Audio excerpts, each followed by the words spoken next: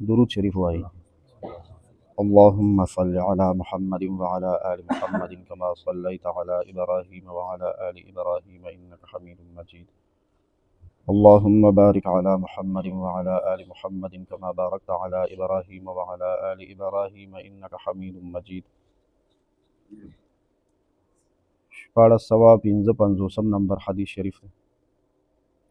پیغمبر علیہ السلام د تکلف نه منع فرمایلی ده. وعن عمر رضی الله تعالی عنه قال سیدنا حضرت عمر رضی الله تعالی عنه نه دا حدیث روایت دی. الله پاک دې راضي شي، الله پاک دې د خپل ځان ناراضي کی، الله پاک دې زما ستا او د ټول امت د طرف نه بهترینی بدلی ورکړي. حضرت عمر رضی الله عنه وی فرمای نهینا عن التکلف، مونږه د تکلف اختیارولو نه منع کړلی شوي یو، مونږه د تکلف اختیارولو نه منع کړلی شوي یو. چا منع کړي یو؟ نبی علیہ السلام. حضرت عمر صاحب چې فرمایي دا د چا شاګردان دي؟ د پیغمبر علیہ السلام صحابه کرام. مونږ منع کړلی شوي یو،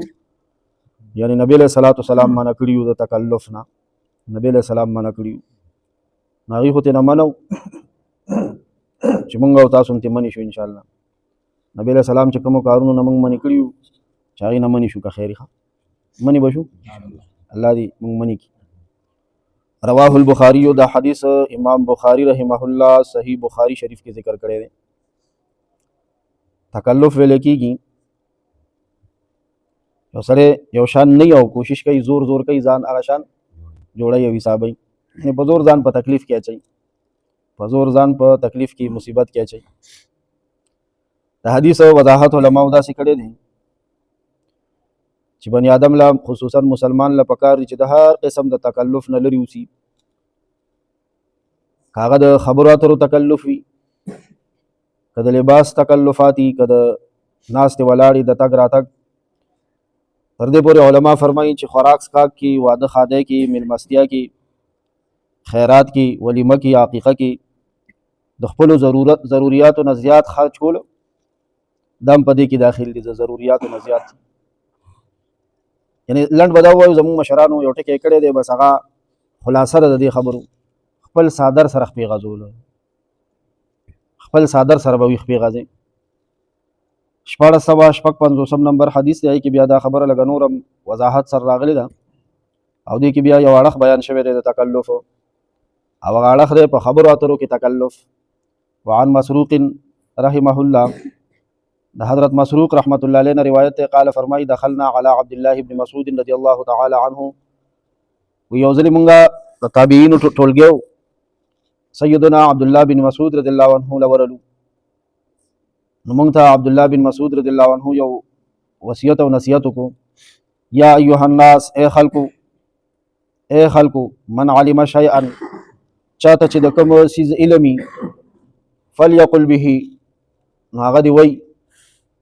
چاته چې د کوم څیز علمي هغه دی صحیح بیانوي وی دی. ومن لم يعلم، او چاته چې سنی معلومه، فلیقل، نو داسې دی وی چې الله اعلم، الله ښه پوهی دی، الله ښه پوهی دی، یعنی ما ته پته نشته. د دنیا کار یو که د آخرت، د دنیا کار د یو کس په حق له څه خبره شوه یاره داسې ده او تا ته پته نشته، ته بس الله اعلم، الله به ترې ښه خبري، ما ته خو پته نشته. د دین د مسلې پوښتنه وشوه او نه ده معلومه راته، نو د دین ډېر مسایل داسې دي چې هغه علماو ته هم نه دي معلومه، چې نی معلومه په دغه ټایم آن د سپاټ مسله نه ده معلومه، او څه ووایي ما ته پته نشته، الله به ترې خبري. د دواړو کې مونږه غلطي کوو. که دې حدیث پسې لاړو مونږ به د ډېر لوی فساد نه بچ شو، د ډېر لوی نقصان، تاوان او خسران نه به الله بچ کړي. خو که په دې عمل د دنیا یو څیز راته نه دی معلومه، یو سوال جواب، یو خبر راته نه دی معلومه، بس صفا ووایم ما ته پته نشته، لنډ کار په دغه مه خلاص شوم. او چې نه زور زور کوم راته معلوم هم نه، او زه ووایم چې ها خو داسې دی،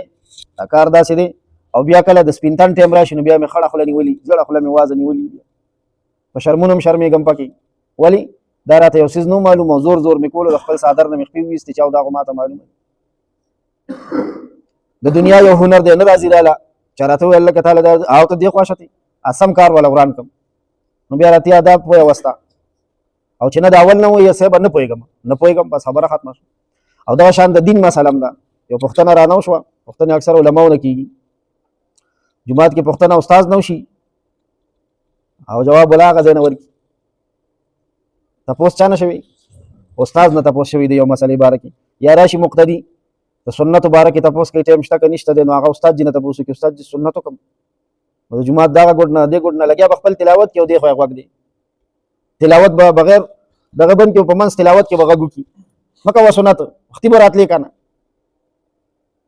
نو اوس دنه تاسو چا کړی دی دا تاسو ستانه شوي دی که استاد نشوي خو په کلار کې نه کنه خپل صادر سره خپل غزاوه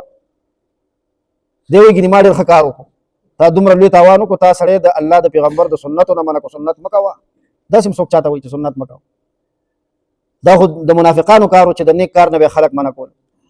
او تاسو چې چا نه شوي دی به ورته ووایي دغه شان مسایلو کې مسله د چا نه خلک تاسو کوي استاد جی نه خلک تاسو کوي زه د پړنه ځایږي چور غزم باقي چولي خرڅ کما کچالان هغه ځای نه خبره به هم د خبرې پشان نه خبره وي سموي کنه چې نه راځي را لخه په کلار وایم چې دا ماته پته نشته دی فإن من العلم عبد الله بن مسعود رضی الله عنه فرمای دا علم دی دا هم علم دی ان تقول لما لا تعلم الله اعلم چې په کومه مسله نه پوهیږي په کوم کار او ته وایي چې زه په نه پوهیږم په دې خو زه پوهیم کنه چې زه نه پوهیږم دا نیم علم دی زمونږ دا علما مونږ ته د فارسی یو شعر وی ان کس کې نه داند و نه دانت کې نه داند در جهل مرکب ابد الدهر بماند وی چې یو کس داسې دی چې نه پوهیږي خوار په دې نه پوهیږي چې دی نه پوهیږي وی دی به همیشه په ډبل ناپوهتیا کې پروت وي ډبل جهل کې به پروت وي پوهیږي نه او په دې نه دی پوهي چې دی نه دی پوهي نو راشه کې نه ګوري دا څه شی شو یو هغه کس دی چې په دې پوهی دی چې زه په دې مسله پوهیږم په دې پوهی دی چې دا مسله ماله راځي په دې مسله پوهی دی یو هغه کس دی چې په دې پوهی دی چې په دې مسله دی نه دی پوهي نه پوهیږم په دې خو پوهی کنه چې نه پوهیږم بس وایي نه پوهیږم او یو هغه دی چې پوهیم نه دی او په دې نه دی پوهي چې دی نه دی پوهي دا سم شی دی بیا دې ته جاهل مرکب وایي بیا څه وایي ورته جاهل مرکب تاسو ورته اوس انګریزي کې ډبل جاهل ورته وایي ډبل عبد الله بن مسعود رضی الله عنه فرمایي چې پس نه پوهیږي او الته ته وایي چې نه پوهیږم وایي دا ته عالم ښه په خپله ناپوهتیا صحیح پوهي بس توره دې کړې نه قال الله تعالى لنبيه صلى الله تعالى عليه وسلم عبد الله بن مسعود رضی الله عنه فرمایي خپل شاګردانو ته وایي دا ما چې تاسو ته کومه خبره وکړه چې پس نه پوهیږئ والته وایي چې نه پوهیږم دا علم دی وي الله پاک خپل پیغمبر ته ویلي دي صلی الله علیه وسلم قل دې خلکو ته په ډاګه ووایه محبوب پیغمبره دوه خبرې ورته وکړه ما اسألکم علیه من اجر یو خو زه تاسو نه په دې تبلیغ باندې اجر نه غواړم اجر به ماله څوک راکوي الله او دویم ورته دا ووایه چې وما انا من المتکلفین زه د متکلفینو نه نیمه د تکلف والو نه نیمه یعنی مطلب دا دی چې سره له نه راځي داسې نیمه چې هغه هم بیانوم چې سره ته خدای خولي هغه خایم او چې سره ته نه خولي بس هغې باره کې وایم چې نه دي راته معلوم خلاصه دا دې باره کې خو زمونږ د علماو پوره تفصیل دی خصوصا امام مالک رحمت الله علیه هغې نه به چې تپوس شو د کومې مسلې او ورته به نه معلوم په هغه ټایم به خلکو ته لا ادري وي ما ته پته نشته دی ما ته پته نشته دی او دغه شان صحابه کرام او حضرت عبد الله بن مسعود رضی الله عنه کو فرمایلی دي و چې کوم سړی د هر مسلې فتوا ورکوي بس اړو چاته داسې وایي نه چې مال نه راځي هر ټایم څه وایي جواب ورکوي د هرې مسلې جواب او فتوا ورکوي نو عبد الله بن مسعود رضی الله عنه فرمایي دا دیوانه دی نیونی دی چې کوم څه نه ور دي هغې باره کې به وایي چې نه راځي یا ارحم الراحمین یا ارحم الراحمین اللهم انک عفو کریم مانځه سبق سورۃ فاتحه سره د امین ختمه شوی وه بیا سړی صورت وایي عام طور باندې پکار خدا چې ټول قرآن شریف په معنو ووایو کنی نو چې دا لس صورتونه خو په معنو ووایو عام طور باندې قل هو الله احد صورت ویل کېږي قل ووایه محبوب پیغمبره صلی الله علیه وسلم هو الله احد شان د خبرې دا دی چې الله پاک ډېر لوی دی الله پاک یک یو دی شان د خبرې دا دی چې الله پاک یک یو دی شان د خبرې دا دی چې الله پاک یک یو دی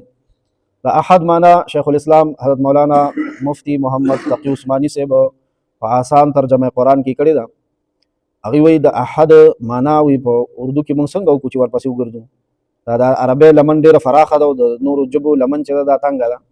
چا سکول دا ژبې ویلي که نه هغې ته پته ده نو هغې وایي چې ډېر زور ولګو نو داسې به د احد معنا وکړو چې قل هو الله احد ووایه محبوب پیغمبره شان د خبرې دا دی چې الله پاک هر حیثیت سره یک یو دی څنګه هر حیثیت سره یک یو دی دا داسې ټکی دی که دا مړه ته کوس کو که نه دوزخ ته به نه ځئ دا داسې عقیده ده چې الله پاک هر حیثیت سره یک یو دی خو دا خواري غواړي چې دا کله ړه ته کوش وکړه نو دا سړی به جهنم ته نه ځي انشاءالله دعا وکړئ یا ارحم الراحمین حاجي صاحب ته هم دعا وکړئ چې خدای پاک د خیرات قبول او منظور کړي مونږ او تاسو الله پاک بار بار عمرې له بوتلې کړي شوکت ته هم دعا وکړئ چې الله پاک دغه سبانې خیرات په خپل دربار کې قبول او منظور کړي او دا کومې لعنتې چې واده کې کوي الله یې د دې نه بچ کړي صلی الله تعالی